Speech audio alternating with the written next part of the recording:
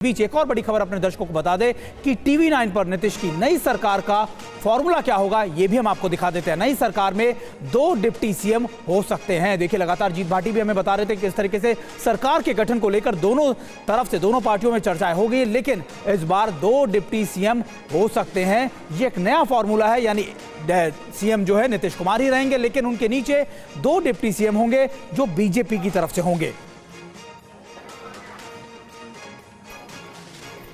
तो 2 deputy CM हो सकते हैं बिहार में। ये एक फॉर्मूला है जो कि नई सरकार को लेकर सामने आ रहा है। आइए थोड़ा डिटेल में आपको ग्राफिक्स दिखाते हैं कि आखिर किस पर सहमति बनने की कोशिश हो रही है। नीतीश ही सीएम बने रहेंगे और बीजेपी के 2 डिप्टी सीएम होने के लिए कहा जा रहा है। सुशील मोदी पहले डिप्टी सीएम हो सकते हैं और एचएएम के यानी हम भी सरकार में शामिल होगी, ये भी जानकारी मिल रही है। जो सूत्र बता रहे हैं सुशील मोदी डिप्टी सीएम हो सकते हैं और हम भी सरकार में शामिल होगी, ये भी कहा जा रहा है। जीतन राम मांझी करीबी हैं नीतीश कुमार के। 28 जनवरी को शपथ समारोह भी संभव है। ये फॉर्मूला बात हो रही है, इस पे डील हुई है, लेकिन देखिए जुगाड़ क्या है, क्योंकि सब जुगाड़ में है और बहुमत के लिए जो आंकड़ा है जादुई वो 122 का है।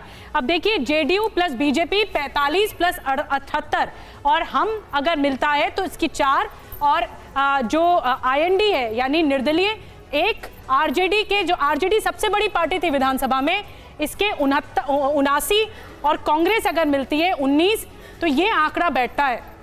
यानी ये एक समीकरण है जिसमें आरजेडी अपनी कोशिश कर रही है जुगाड़ में कि वो सरकार में बनी रहे, जिसमें कांग्रेस, लेफ्ट और एआईएमआईएम को मिलाकर ये आंकड़ा पहुंचे, लेकिन फिर भी ये जादुई आंकड़े तक पहुंचना मुश्किल है। लेकिन क्या कर रही है जो नीतीश कुमार की पार्टी है जेडीयू, वो बीजेपी के साथ हाथ मिलाकर इस जादुई आंकड़े को छूती हुई दिख रही है 128।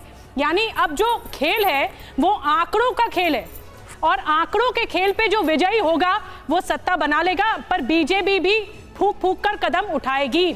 और रुपेश हमारे साथ हैं, ज्यादा जानकारी के साथ जुड़ गए हैं।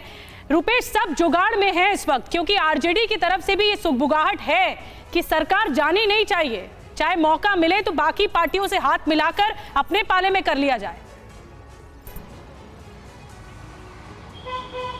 देखिए 2 बार नीतीश कुमार ने पाला बदला है। एक बार वो आरजेडी के साथ गए बीजेपी को छोड़कर, और एक बार बीजेपी को छोड़कर आरजेडी के साथ आए हैं, और अब एक बार फिर आरजेडी को छोड़कर बीजेपी के साथ जाना चाह रहे हैं।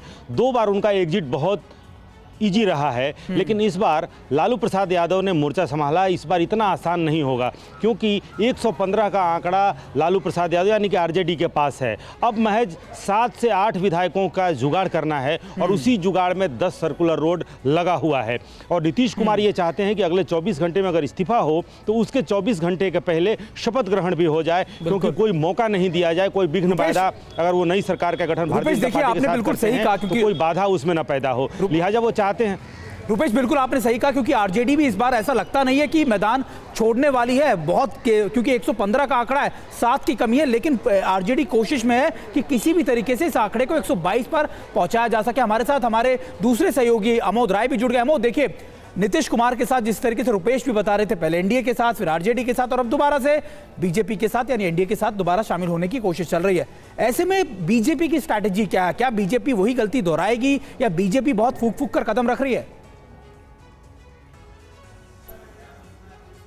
देखिए बीजेपी इस बार बहुत सचेत है और बहुत ही फूंक फूंक कर कदम रख रही है, और बीजेपी फिलहाल असेसमेंट कर रही है कि क्या उसके नीतीश कुमार के साथ जाने से पार्टी को फ़ायदा होगा, पार्टी का जो वोट बेस है वो बढ़ेगा, नंबर ऑफ सीट्स बढ़ेंगे, या फिर नीतीश कुमार को ज़्यादा फायदा होगा और बीजेपी को कम फायदा होगा। ऐसी स्थिति तो नहीं बन जाएगी। इसलिए बीजेपी बहुत सोच समझकर, कोई उतावलापनी नहीं, बहुत सोच समझकर और आपसी सारी डिबेट डिस्कशन के बाद ही कोई फैसला लेगी।